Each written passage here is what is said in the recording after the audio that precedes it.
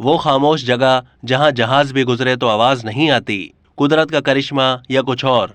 दुनिया में एक ऐसी मुनफरिद जगह भी मौजूद है जिसे सबसे खामोश जगह कहा जाता है।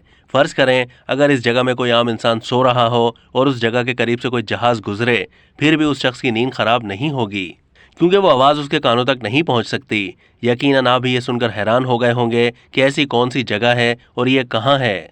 लेकिन ये बताने से पहले हम आपको एक हैरानकुन बात बताते हैं कि ये कोई कुदरत का करिश्मा नहीं है, बल्कि इंसान की बनाई हुई जगह है।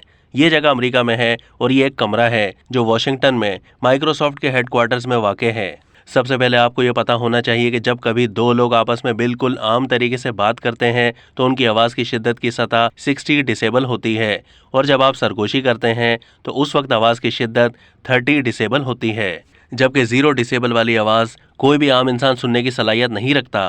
माइक्रोसॉफ्ट के हेडक्वार्टर्स के मज़कूरा कमरे का साउंड लेवल -20 डिसेबल है, क्योंकि इस कमरे में चारों तरफ फाइबर ग्लास वेजेस लगाए गए हैं।